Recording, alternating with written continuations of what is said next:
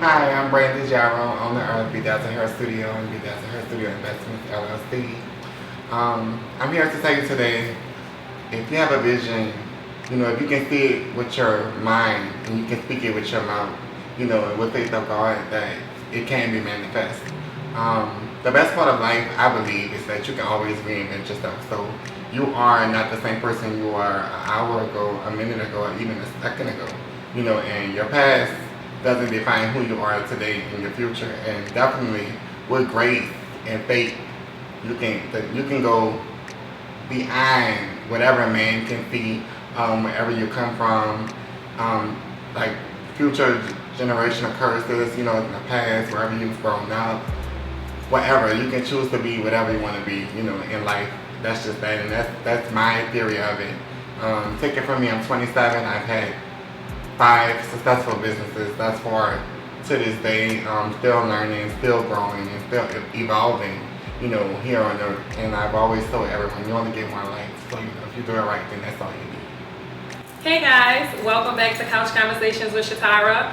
We are in this month. This month is called Unspoken, the unspoken truth behind the lights, behind the fame, behind the money, the truth. And on the couch today, we have Miss Brandi Jarrow, and I'm extremely excited to have her here because she has such a great story, and I just can't wait to share it with you guys. So come on in as we start. So, B, everybody know you on social media. They know all about B Dazzle, okay? But who is Brandi? Who is Brandi Jarrow? Brandi Jarrow is a talented individual who's transgender, African American, should I say, who has have endured a lot of things throughout life, such as acceptance in some areas from society, never from family, who has endured lack of resources due to my sexuality. I have been turned down jobs, potential businesses, pretty much a lot, just because of who I am, but who I am does not determine, my sexuality does not determine what God has for me. I am a child of God just like every last one of us, in the world as humans. But, like I said, I'm a talented individual, very creative, I'm a hairstylist by nature, a born given talent, and just be dazzled. Come on, be dazzled. She's dazzled, okay?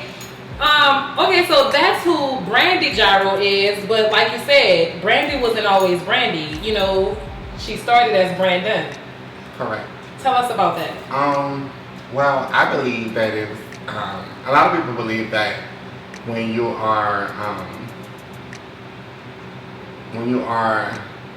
quote unquote gay or lesbian or anything, that it was something went wrong down the line as birth as a child.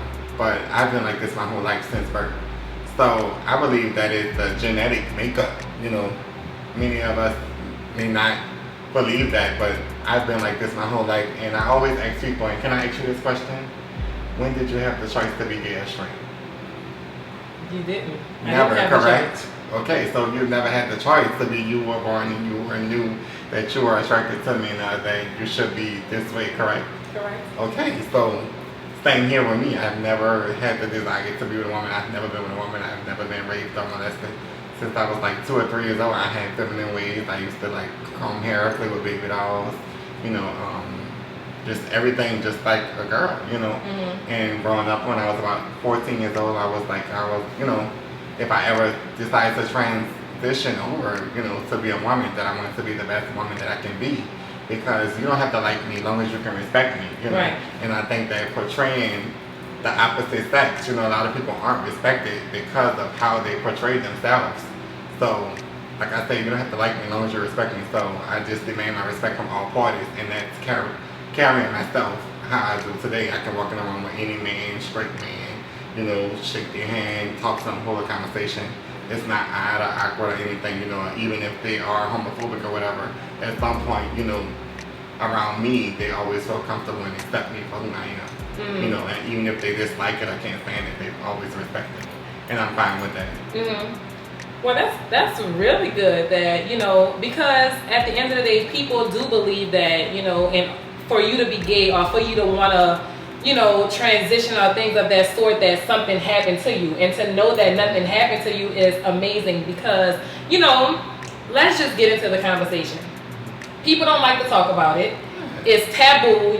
People think it makes you uncomfortable and all those different things. But at the end of the day, like you said, this is how you were born. This is what you believe. This is how you were born, and that's what it is. It doesn't take you away from being a child of God, loving God, regardless of what religion may say or regardless of what anybody may say. It doesn't take you away from who you are as a person. And so that's amazing. That's a sense of confidence. That's a sense of, knowing exactly who you are regardless of, what anybody has to say. And as Brandon, you realize that early on. Yes, definitely. I mean, who wants to go through being teased as a child, being ridiculed? I've never been through like any horrible situations, but my parents have been beaten, disowned by some of their family members. This life threatened. I've even had people that I've known that have been killed because of their sexuality. Mm-hmm. So I mean, think about it. Who actually wants to go through that? And not being themselves. A lot of people commit suicide. Yeah. They're very standoffish. A lot of parents don't admit it into their household, so the children, they grow up with lack of resources, lack of knowledge about the world. They sneak and hide. I mean, it's just all about love, Mm-hmm. And I believe, like I said, God created this, and I've had people that even got offended from me saying that. But, like I said, when did you have the choice to choose to be gay or straight? And I'm not going to be one way because a man say you should be somewhat this way, or my parents should say this way, or society me feel like this. That's just living unhappy. Yeah, definitely. At what age did you know that you had to change? Like, when was the change? I was like about, what changed, like the surgeries and stuff like Yeah, that? like what made you say that, you know what, I'm unhappy with looking like a man. I have to look like a woman. I had my surgery May 28, 2015. So that's like 2019 now. So that was like 4 years, 4 years ago. I was like cross-dressing in the center, but I actually started getting like, female body parts in 2015. I just was like, I was just tired of like switching from both, going off and on, and then everybody complimenting me, as when I, both ways. I think they're great both ways, but I just truly felt like, myself was a woman, Mm-hmm. And so you went on with the change. Did you get any backlash from it? Like, did you have to, deal with people, whether it was on the internet, social media, family, peers, and when you went out in society? Never from family, not really from society. I got a few like little internet, I still do every now and then, but it never was to the point to it like it will make me reconsider my decision or affected, my ability to move forward with who I am. Okay, and so what feelings or emotions you had that confirmed that the change was necessary?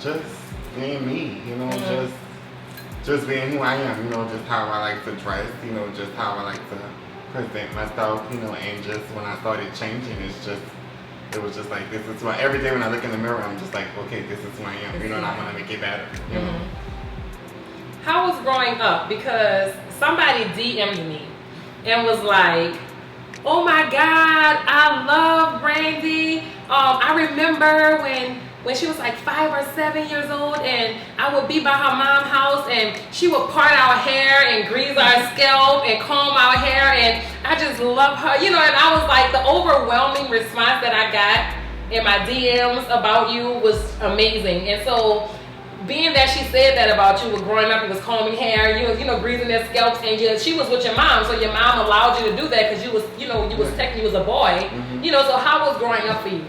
Growing up was perfect for me. Like I said, as far as family, I've never had not one harsh incident from my family. Never, ever. My mom has always let me be who I am. She's never told me no, I couldn't wear this, I couldn't do this, I couldn't play with this. I have 5 brothers, and they all call me their sister. You know, their children, they tell them to call me Titi. You know, like, so as far as my family, my entire family, I have never had, thank God, I've never had. Yeah, that's a blessing. I've never had any discrepancies in regards to my sexuality from my family. Not one single time. Well, that's good. So growing up for you as a boy was Yeah. being, how do you say, how was it? Growing up as being gay, I mean, it was just accepted by my family. You know, it was fine. You know. That's good. That's really good. Not everybody have to have that opportunity to deal with that. So people who maybe, you know, in the state that you were at a young age or had to deal with certain things, what are some things that you can tell people in general? Because I'm just on the sense of we are all individuals. And so regardless of what your decision is or regardless of how you identify yourself, that's not on me to judge you. That's not on society. That's not on us to say, oh, this is what you should be or whatever the case may be. So being that you know people who committed suicide, being that you know people who dealt with depression because of this situation, being you know all of these different things, what is something that you can tell society as a whole, like how, you know, to as far as just treating people, you know, treating... I would tell society, first of all, it's just all about spreading love, you know. Whatever the situation may be, it doesn't even have to do anything with sexuality. You know, first and foremost, it starts at home. I think a lot of parents need to be more accepting of their children and hear their children out because that's exactly where it starts at. I mean, you noticed it first before anyone on the outside noticed it.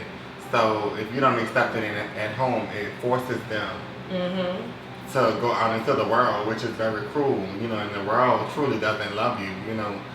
So I would tell society as a whole, starting at home, you know, always love your children, love your family members, whoever they may be, for who they are. You know, a person's sexuality does not define them as a human being. You know, honestly, I believe that, and it's just my theory, you know, most people that are quote unquote gay or transgender or lesbian, I think we have the most beautiful souls, you know, versus people that are considered straight. You know, and if you are gay, you know, transgender or lesbian or bisexual, whoever, you know, just live your truth and be who you are because you will never totally be free, you know, being someone else or living for someone else. Someone else. It's not going to happen. Yeah, I definitely agree with that.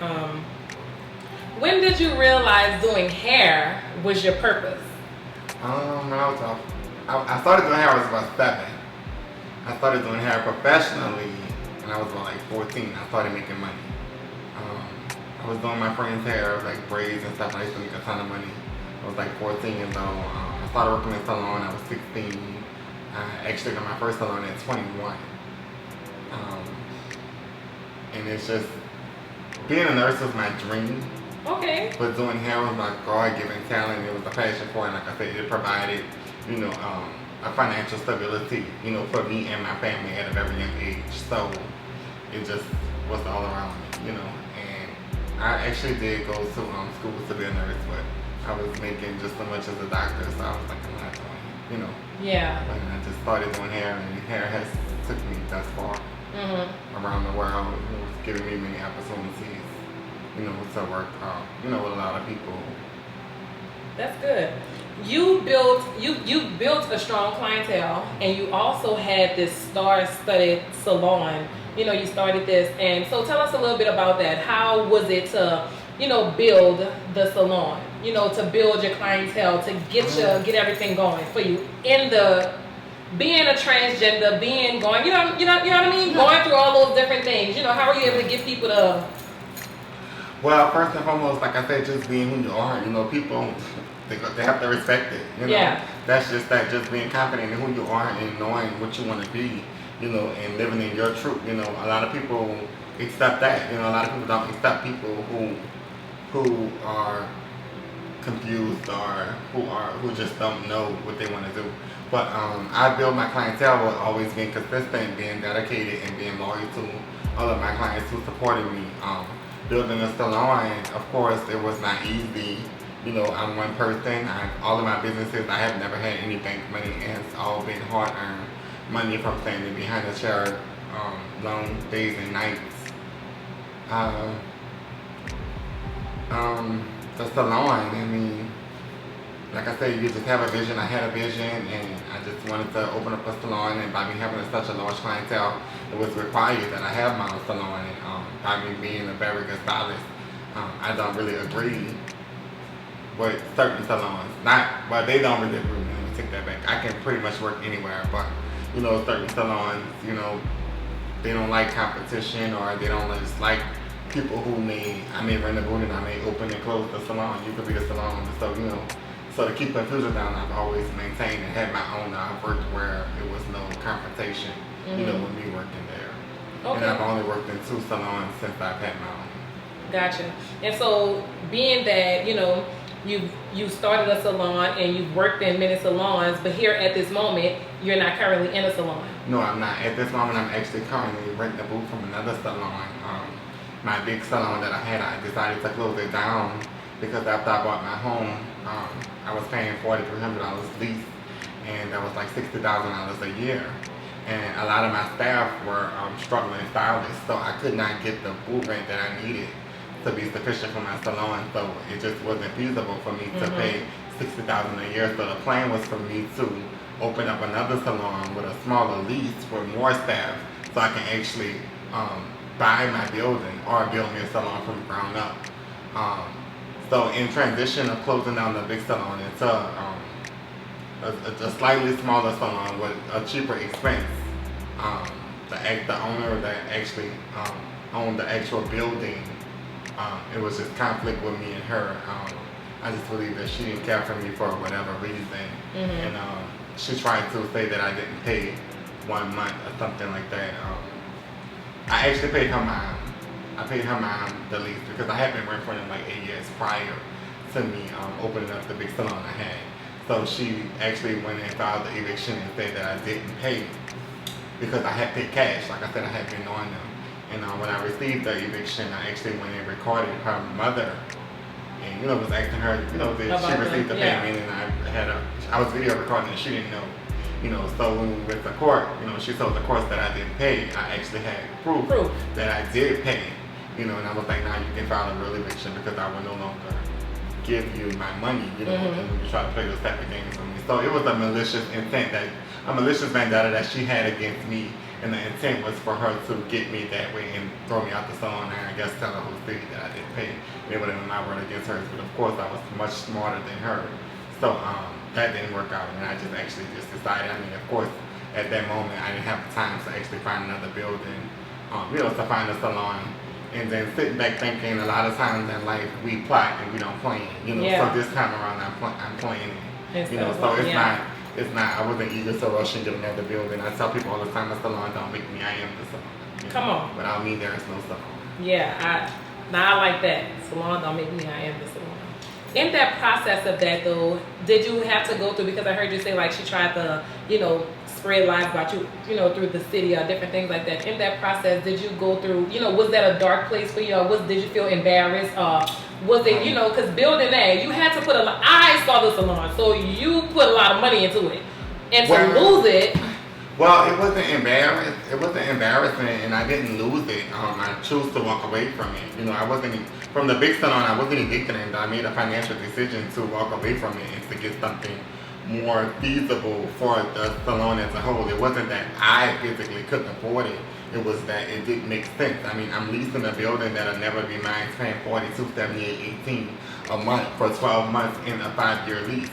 That's over $350,000. Who in their right mind would have any kind of sense to lease a spot for that long, at that amount of money? And like I said, my salon was one of the top salons in the city. I should have been able to get $250 per chair. I had some booths that was only paying $80.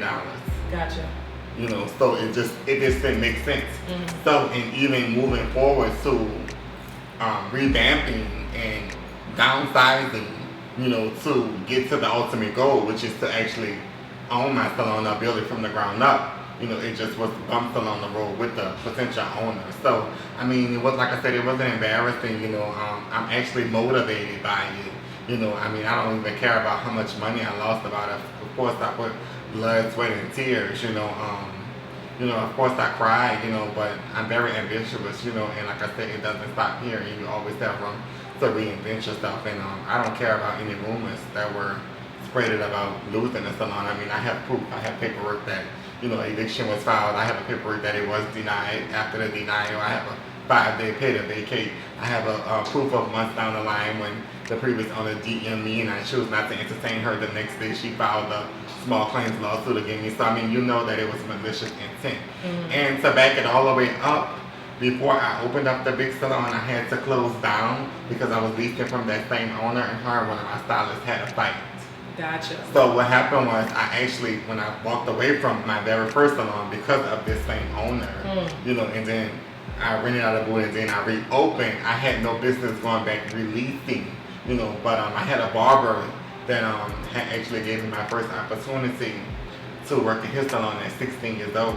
So he actually gave me a call up and was like, hey, you should come back and take over this salon. So it was an agreement of being loyal to somebody who gave me an opportunity, a person who's actually partially responsible for who I am today. So I was returning a favor of going and coinciding work with him to get the ultimate goal, but it just didn't work out that way. And I knew that. I actually told him when God closed that door, let's leave it closed. But he didn't believe that it was that serious, and it wasn't that serious. So I had to talk with her and thought everything was okay. And, she pretended like it was. And then when I got down there from that moment forward, it was always chaos. And I lasted 6 months, and that's what it ended up to. So it basically, moral of the story, she let me come back to nest over me that way. I guess the revenge or what's going on, or for whatever reason, she doesn't care for me, And so that's just some things that you had to go through in the business. So what are some other things? Can you give us like some other examples of things that people will go through in your type of business?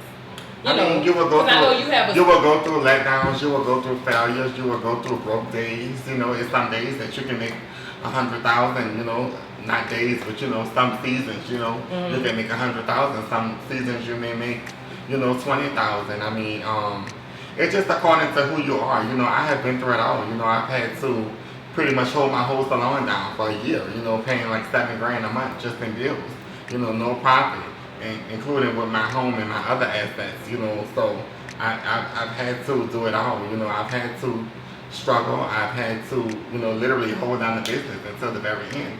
But you wake up every day and you press forward, because it's your vision, it's my dream. Some people telling me now, like, wow, you don't need to go get another salon. Why would you get another salon? This is my vision. This is my duty. This is my baby. So I mean, I would tell anybody, just press forward. But it's days that you're not gonna have money. It's days that you'll never see your family. It's days that you'll miss events. It's days that you can't support people who support you, like clients, parties, weddings. Because you have to grind. Because like I tell people all the time, being an entrepreneur is just not easy. You never know, what your next day is gonna go like. And if you don't do it, it won't happen. It won't happen. That's a fact. That is a fact. Have you ever had to deal with people that are rejecting you in the business because of your gender? I haven't had anybody. I haven't had anybody rejecting me in the salon business because of my gender. I have been turned down from a few salons to work at, but I don't think it was because of my gender.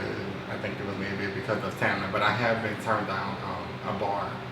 I've always wanted to own a bar and grill, and the owner refused to lease to me because of my sexuality. She sold the potential leaser that came behind me. Gotcha.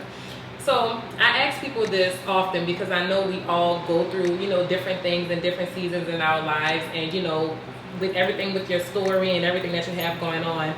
Was there ever a moment that you contemplated like suicide, or were you ever, depressed in a sense, or?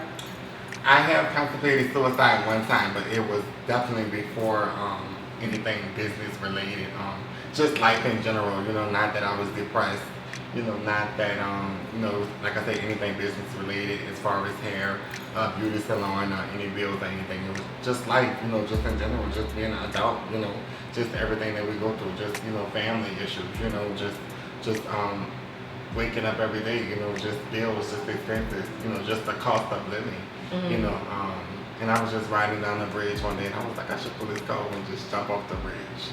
And immediately I thought of my little sister, I only have one little sister on my outside and I cherish her. I just kept driving, of course I didn't pull over, but it wasn't something it wasn't a real suicidal thought, because if it would have, I would have pulled over and jumped over the bridge. But it was just a simple, or just a thought come over your head. A lot of us have thoughts that come over our head that shouldn't, or that things that we may have done. Some just may never speak on it, but yes, I have. Yeah, some people don't speak on it. It's something that nobody wants. They don't like to share it. They don't like to talk about it as a soul. So if you had to, I'm big on changing the narrative of things. And so what is a narrative that you can change in our community that, with everything you went through and, just saying, you know what, I'm still standing on all 10 toes. Like, regardless of what anybody said, or regardless of what anybody thought, or regardless of what society said, or regardless of what I wasn't supposed to do. You're 27 and you've had success after success, regardless of the things that happened that, you know what I mean? Like, things happen and you had to get back up, and you proved that, no, I got back up and I did it again. So what is a narrative or something that you can share with us? I would tell everyone, just never stop believing. Just never stop believing. You can always move forward. And if you get rejected or turned down from something, it's always something greater or better. Or you never know until you try it. Like, prime example, let's just say, God forbid, we're sitting in my home, which is worth over $500,000. Let's just say, for instance, that I foreclose on this next month. It's fine. How many people who never seen a $100,000 home, even a $20,000 home. So I've done it before, but the next one will be probably $2.3 billion. Yeah. That's just that, and just always just be eager to move forward, and it's not the end. In the end, it'll be okay. If it's not okay, it's not the end. Say it again. In the end. In the end, it'll be okay. If it's not okay, it's not the end. It's not the end. And if you live by that, you'll always keep moving forward. Just never give up. Anything in life is obtainable. Anything, and I tell people all the time, the difference between a dream and reality is action. That's just it. That's it. You may have excellent credit. I may have to repair my credit.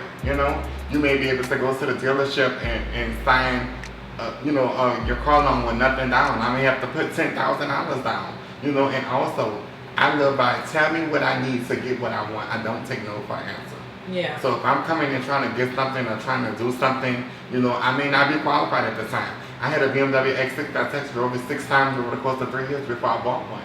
And when I bought it, it was mine. I was proud of it. I've always, this is what I want. Right now, I want a brand new Maserati with a bonnet delivered in my front door. I don't know how soon I'll get it, but it's gonna happen. As long as I have breath in my body, it's gonna happen. And I'm just using for example, not in saying, oh, you have to get this or whatever. If it's whatever, if you want to write that book, write that book. Yeah. I found a tablet, I believe it's in here somewhere. I was in the 8th grade from probably like 2006 or something. And I wrote a note saying that one day I wanted to have my own, it was an English paper. And it was saying where you see yourself in 5 years or something. And in that, from 2006, Lord knows how old I was, I wrote that I wanted to build my salon from the ground up. One day I shall have a salon from the ground up. At that age, years ago, as a child, I knew what I wanted. Just know what you want and go and get it. That's real good. Know what you want and go and get it. We're going to play a game. So I hope you like games, okay? And so this game is truth or dare. And you have to do both. So it's not like, okay, truth, and no dares, okay? So what do you want to start with? You want to start with a truth or you want to start with a dare? It doesn't matter. It doesn't matter? Let's start with the truth. Tell us something that we don't know that has, happened in your life, happened to you, would you have something going to happen, or whatever the case may be. Something that's going to happen? That you may have in the works. It may be something that you have in the works, or it may be something that happened to you a long time ago, or something that you did that nobody knows. Like this is one of those secret type of questions.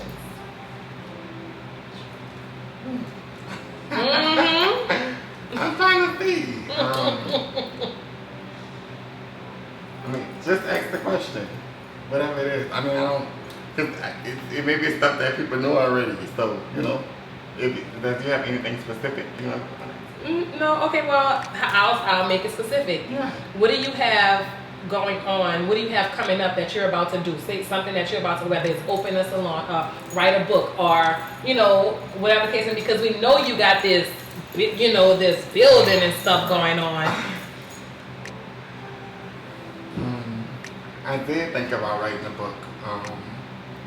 I am in the process of opening 2 potential businesses. I shall not say because I didn't want to release the public, but I mean, that's fair enough. I am in the process of opening 2 potential businesses. Okay, 2 more potential businesses. Y'all be on the lookout, because I know I'm be on the lookout. Okay? So the dare. I dare you, and you can't say no. I dare you to rap the alphabets. I can't do that. Yes, like a A, B, C, D, E, F, G, H, I, J, K, L, M, N, O, P. Like, I can't do that. I dare you rap the alphabet or sing the alphabet in your Michelle voice. You always singing and stuff. Come on. I cannot do that. I can't do that. You will never get finished this conversation. I will be my son on that. I can't do that. You could tell me to do something else. OMG. Okay. I dare you to act out your favorite movie. That's hard. Life, Friday. Oh, okay.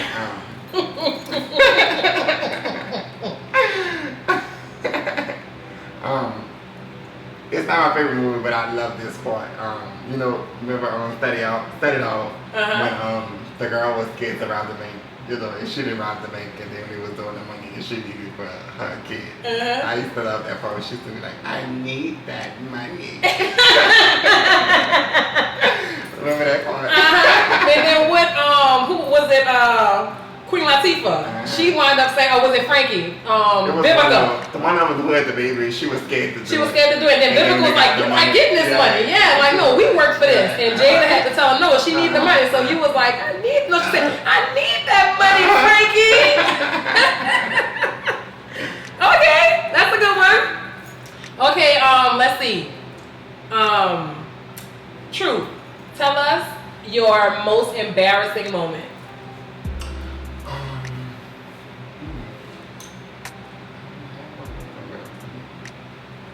You ever fell down in front of a bunch of people? Oh, God, I did.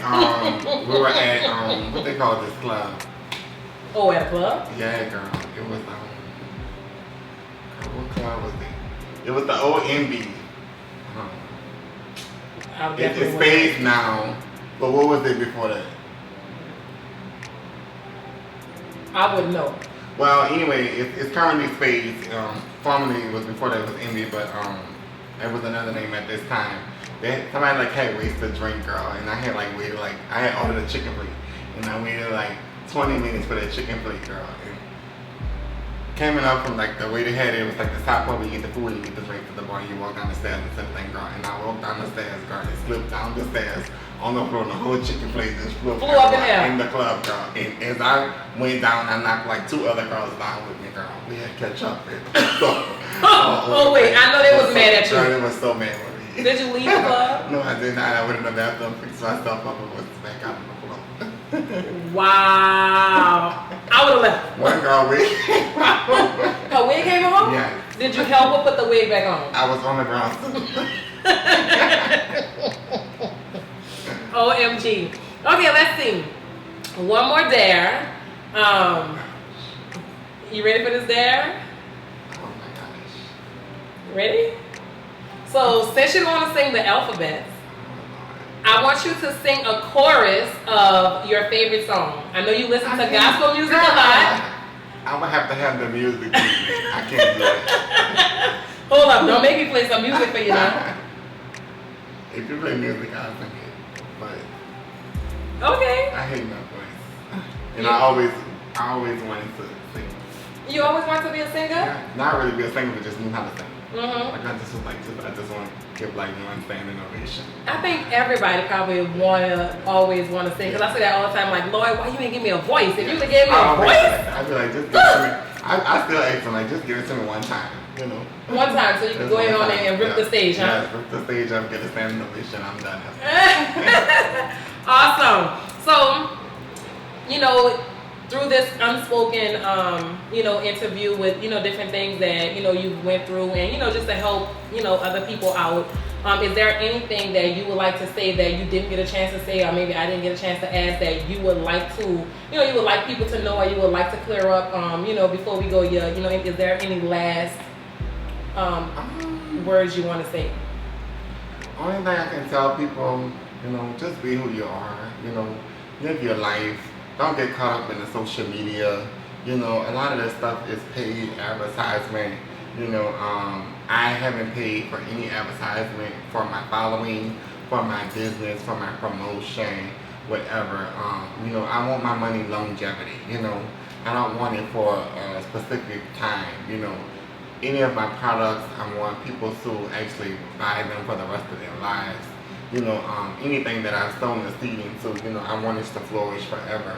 And if you work hard, one day you'll be able to truly enjoy the fruits of your labor. That's just basically it. We just have a lot of that going on. We have a lot of, we have a lot of social media false advertisements. Yeah.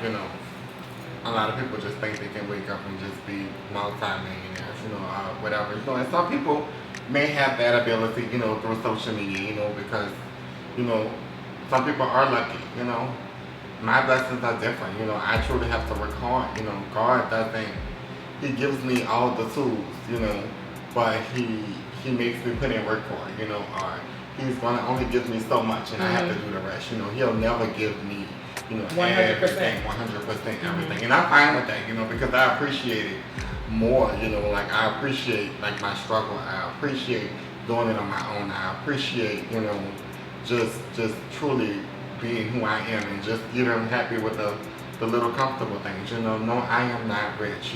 Yes, I do have ups and downs like every other person. I am human. Yes, I have feelings. I don't pretend to be any celebrity or whatever. I am comfortable with who I am, and because who I am in God, I'll always be, a humble human, to each and every one of you. I'm not afraid to talk about anything. I don't have anything to hide. My life is an open book. If it's any allegations or any rumors that you may have heard, please feel free to contact me via DM. My telephone number has been public for 10 years now. I still have the same number, or if any advice I can give any entrepreneur, any human, any transgender, any resources or knowledge that I can share, I'll be more than happy to, pass that information on, be a listening ear, or a coach, or financial advisor, whatever you need. That's good. Thank you so much for that. We know you have, your B Dazzle studios, hair studios, and you also have B Dazzle investments. Where can people find you if they want to, anything that you have going on that you want to, be able to put out? Or how could they find you? How could they contact you? They can contact me via social media, Facebook. My phone number is posted all over 504-669-2246. HairbyBdazzle.com, Brandi Jarrow at yahoo.com. And at B Dazzle. And at B Dazzle _stylist on Instagram. Awesome. So guys, anything you want to know, that's the girl. Thank you guys so much for tuning in to Couch Conversations with Shatara. Until next time,